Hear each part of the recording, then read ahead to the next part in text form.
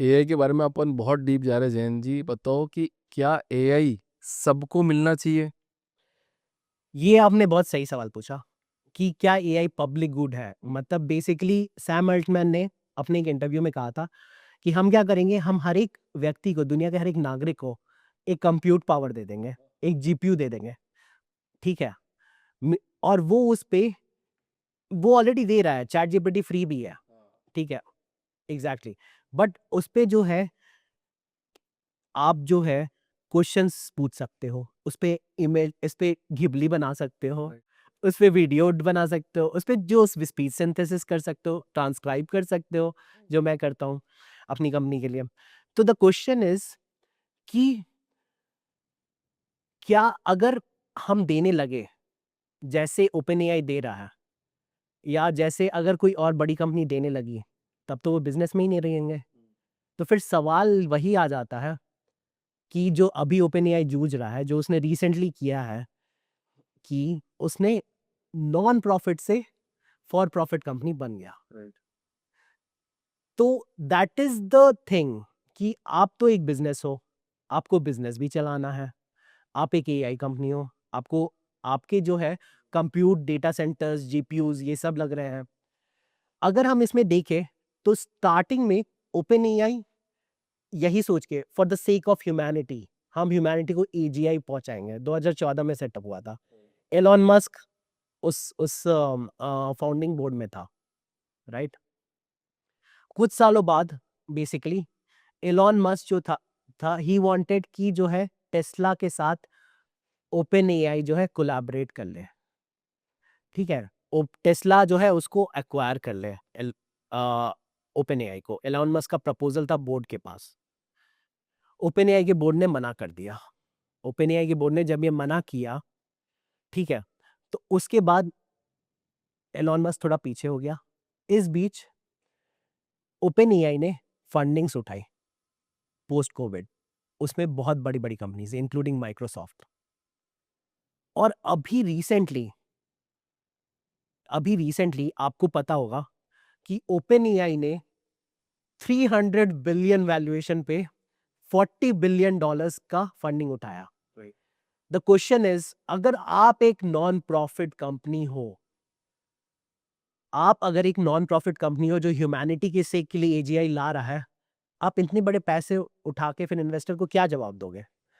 तो इसीलिए इस फंडिंग के पहले ओपेनएआई ने दिसंबर 2024 में खुद को फॉर प्रॉफिट में कन्वर्ट कर लिया था। राइट।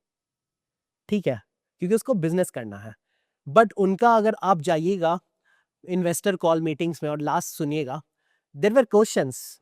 आप समझिए, आप एक चैरिटेबल जो है नॉन प्रॉफिट बिज़नेस हो यूएस में, आपने उसके अंडर बहुत सारे फंडिंग्स उठा लिए, टैक्स बेनिफिट भी उठा लिया।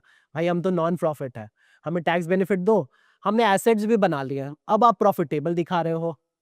तो उसपे state legislators, state attorneys question करेंगे, उसपे सब क्वेश्चन करेंगे। द क्वेश्चन इज़ फिर वही आता है कि ओपन एआई का, और इसके लिए एलन मस्क ने भी वही किया। He filed a case, legal case किया उसने, ओपन एआई को पार्टी बनाया और कहा कि तुम जो हो बेस विज़न से, कंपनी का जो मेन विज़न था, उससे तुम हट गए हो। तुम पहले ह्यूमैनिटी के लिए कर रहे थे और अब तुम फॉर प्रॉफिट कर रहे हो।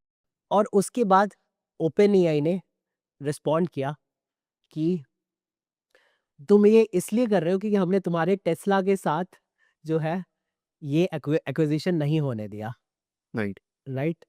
आप देख रहे हो जो खेल चल रहा है। इसलिए एलन मस्क और सैम अल्टमैन का वो विवाद चल रहा है।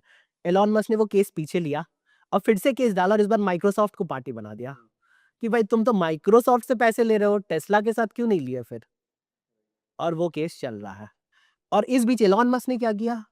एलन मस्क ने एक्सएआई सेटअप किया, राइट? और एक्सएआई जो आप ट्विटर का ग्रॉक मॉडल देखते हो, ट्विटर के पूरे डेटा पे माइन किया हुआ, जो डेटा ट्विटर पे है और जितना स्क्रैप किया है उस कंपनी ने, उस पे ट्रेन किया हुआ मॉडल, उसको ग्रॉक में बना के डाल दिया, राइट? और एक पैरेंट कम पहले तो एलन ने ट्विटर को पब्लिक से प्राइवेट करके अपनी जेब में डाला। फिर एक्सएआई बना के उसको एक्सएआई का सब्सिडियरी बना के एक्वायर कर लिया।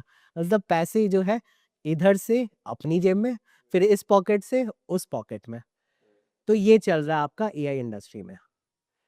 अब इस बीच जो है ये बड़े बड़े मॉडल्स बनाते हैं, ये जो है दे यूज महंगे महंगे एनवीडिया के जीपीयू सर्वर्स। भले डीप सीक चाइना का मॉडल जो है सस्ते कंप्यूट सर्वर पे चल जाए बन जाए, लेकिन ये बड़े बड़े सर्वर्स यूज करते हैं, इन्वेस्टर के पैसे उठाते हैं कि तुम हमें इतने पैसे दो, हम तुम्हें एजीआई 1 साल में दिखा देंगे, हम तुम्हें ऐसा एआई दे देंगे। ठीक है, right. Now the thing is कि अब ये मोनेटाइज कैसे करेंगे, जो आपका क्वेश्चन है मेन, क्योंकि अब तो फॉर प्रॉफिट में आ गए हैं, इन्वेस्टर को भी जवाब देना है इन्वेस्टर को, लेकिन वो कैप्ड फॉर प्रॉफिट है। मतलब अगर इन्वेस्टर ने इन्वेस्ट किया है तो उसको ओपन एआई का जितना भी प्रॉफिट होगा उसका एक सीलिंग पे इन्वेस्टर्स को जाएगा, बाकी सब उन लोगों ने स्टेटमेंट में लिखा है कि हम बाकी सब for the sake of humanity R and D में डालेंगे, वही किया है। लेकिन अगर देखा जाए finally they still have to make money, उनको पैसे बनाने हैं, और उसके वो they are still figuring out.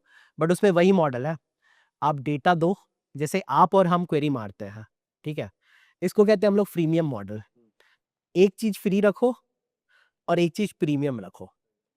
B2C में, डायरेक्ट टू कस्टमर में, हम आप कस्टमर है, बिजनेस हो गया ओपन एआई, हम लोग यूज कर रहे हैं, हमें फ्री में क्वेरी करने दे रहा है, फ्री में कंप्यूट दे रहा है पब्लिक गुड की तरह। लेकिन उसमें क्या क्या ट्रिक है, वो हमारा डेटा उठा के उस पे थर्ड पार्टीज को देगा, उस पे एड्स दिखाएगा, उनसे अफिलिएट रेवेन्यू लेगा, ये सब होता है।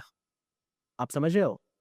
आपने जो सर्च किया रिसेंटली, परप्लेक्सिटी ने एक बहुत बड़े दिस ट्रैवल इंडस्ट्री के वेबसाइट से कोलैबोरेट किया, और अगर आप ट्रैवल प्लान बनाओगे परप्लेक्सिटी में, you can directly purchase the ticket on that.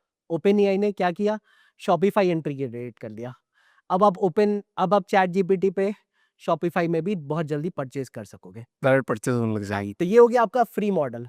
आपका डेटा मिल रहा है, किसको मिल रहा है आपको नहीं पता, आपने जैसे ही क्वेरी मारा आपने वो अधिकार दे दिया है थर्ड पार्टी कुकीज के थ्रू कि आप जो जो जिसको देना। अब दूसरा मॉडल भी है, ये B2C में ही बात कर रहा हूं मैं, प्रीमियम मॉडल। जिसके पास पैसा है तुम $20 दो, और पैसा है $200 दो, हम तुम्हें चैट जीपीटी प्रो देंगे, हम तुम्हें चैट जीपीटी प्लस देंगे, पर हम तुम्हारा डेटा थर्ड पार्टी को नहीं देंगे, बट हम एटलीस्ट अपने लिए तो डेटा यूज करके फिर से ट्रेन करेंगे, फाइन ट्यून करेंगे, ये कर सकते हैं। ये हो गया B2C में, ये तरीका फ्रीमियम मॉडल।